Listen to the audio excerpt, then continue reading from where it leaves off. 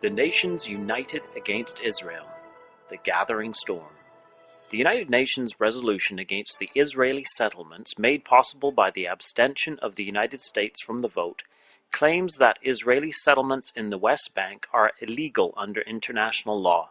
This includes East Jerusalem, the Jewish quarter in the Old City, and the Western Wall. The passing of the resolution caused outrage throughout much of the Israeli government and public. What this resolution in effect says is that it is illegal for Jews to live in Judah. It in effect says that Jews who live there must be deported. Hitler would have supported it too. Israeli Prime Minister Benjamin Netanyahu said, "We have no doubt that the Obama administration initiated it, stood behind it, coordinated the texts, and made sure it passed." Education and Diaspora Affairs Minister Naftali Bennett said, "We have already tried the left's path. Now the time has come to try the path that we're offering, sovereignty. Take the maximum amount of territory with the minimal amount of Palestinians. We'll hand in a bill regarding Ma'ale Adumim first." This claim of illegality is based on the Geneva Convention relative to the protection of civilian persons in time of war. Israel would have to be defined as an occupying power, and based on that definition, according to the convention, Israel would not be able to deport or transfer parts of its own civilian population into the territory it occupies. In order for Israel to be an occupier, the question is whose land are they occupying? The other question that arises is whether Israel has historical claims to the territory under question. Whose land is Israel occupying?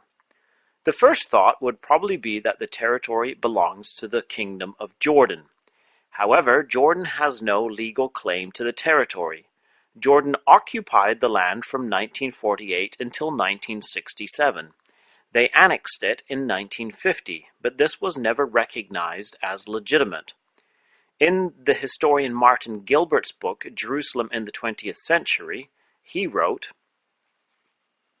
"Transjordan itself had been transformed with the annexation of the West Bank into the Hashemite Kingdom of Jordan, but Abdullah's occupation of the West Bank of the River Jordan and the high ground of Judea and Samaria, including Nablus and Hebron, was not recognized by the United Nations, only by Britain and Pakistan.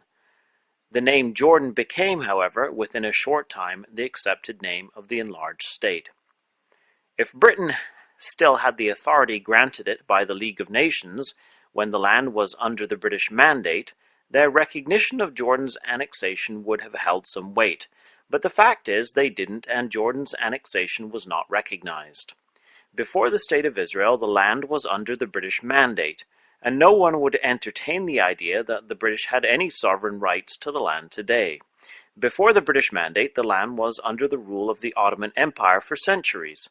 The fact is that no sovereign nation besides Israel has any greater claim to the land of Judea and Samaria, the area that has come to be known as the West Bank. In the June 1967 war, it was Jordan who attacked Israel, not the other way around. So Israel took the area of Judea and Samaria in a defensive war. This combined with the fact that Jordan's annexation of the area was not recognized, and that no other sovereign nation exists which has a claim to the territory, makes it impossible to claim that Israel is an occupier, unless it could be proven that Israel has no historical or other claims to the area of Judea and Samaria. This should hardly need to be established. To claim that Israel has no historical roots in the area of Judea and Samaria would be absurd. Yet today this is claimed. On April 15th of this year, UNESCO adopted a resolution ignoring Jewish ties to the Temple Mount, the Jerusalem Post reported. UNESCO's executive board in Paris on Friday adopted a resolution whose language ignores Jewish ties to its holy religious site of the Temple Mount and the Western Wall area in Jerusalem's Old City. The report stated that Prime Minister Benjamin Netanyahu dismissed the move as another absurd UN resolution.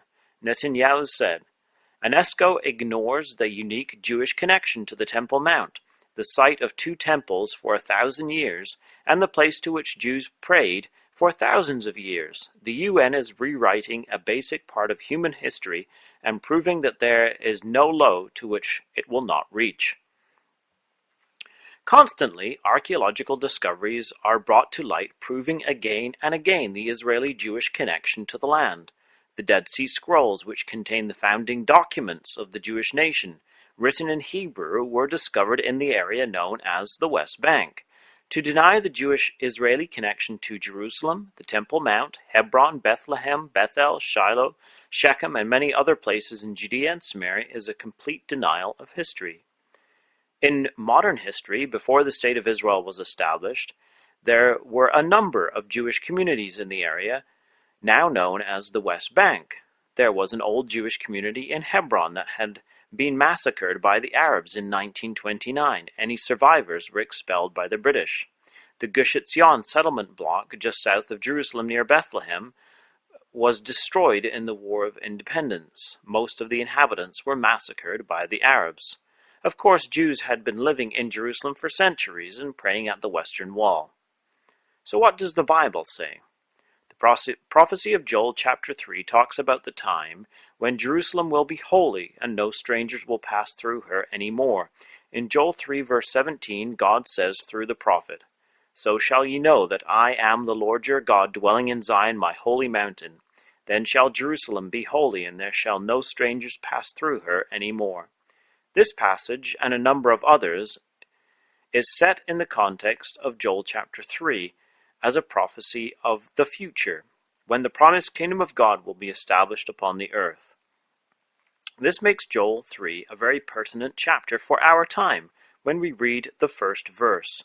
"For behold, in those days and in that time, when I shall bring again the captivity of Judah and Jerusalem, I will also gather all nations, and will bring them down into the valley of Jehoshaphat, and will plead with them there for my people and for my heritage Israel, whom they have scattered among the nations and parted my land."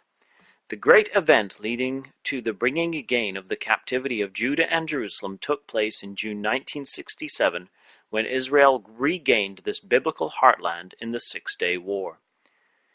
In this United Nations Security Council declaration against the settlements, we see the nations of the world coming together against Jewish Jerusalem, against Jews living in Jerusalem and denying their historical ties to the city. This is a complete denial of the Bible, and it will ultimately fail. So God will bring the nations down to the mountains of Israel and judge them there for how they have treated his people and for dividing his land. What does this mean for Israel? This resolution was adopted under the United Nations Charter's Chapter 6 and is non-binding and only shows intent and a recommendation. However, it could cause problems for Israel in the future with the International Criminal Court in The Hague. This could force Israel to take unilateral actions to change the status of the West Bank territories. When Israel signed the Oslo Accords, it recognized the PLO as the legitimate representative of the Palestinian people. The PLO recognized the State of Israel to exist and renounced terrorism, violence, and its desire for the destruction of Israel. On the basis of these accords, it could be claimed that the PLO Arabs have the right to sovereignty over Judea and Samaria. However, they haven't kept to their statements in the Oslo Accords, and Israel could easily terminate them. There is also talk of Israel annexing a large portion of the West Bank and placing it under Israeli law, the same as the rest of the state. A basis for war against Israel? Could this United Nations resolution bring the nations against Israel in war? This is in fact exactly what Joel 3 said would happen, as we saw in the first two verses. The prophecy goes on later to say in verses 10 through 12, "Proclaim ye this among the Gentiles, prepare war, wake up the mighty men. Let all the men of war draw near, let them come up. Beat your plowshares into swords, and your pruning hooks into spears. Let the weak say, I am strong. Assemble yourselves and come, all ye heathen, and gather yourselves together round about.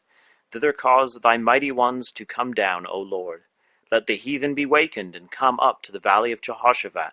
For there will I sit to judge all the heathen round about. In this passage, the proclamation to prepare war is from the root to be holy. The idea is to make holy war, or consecrate war. So this passage is speaking of a holy war against the Jewish state, no doubt on account of the holy places in Jerusalem.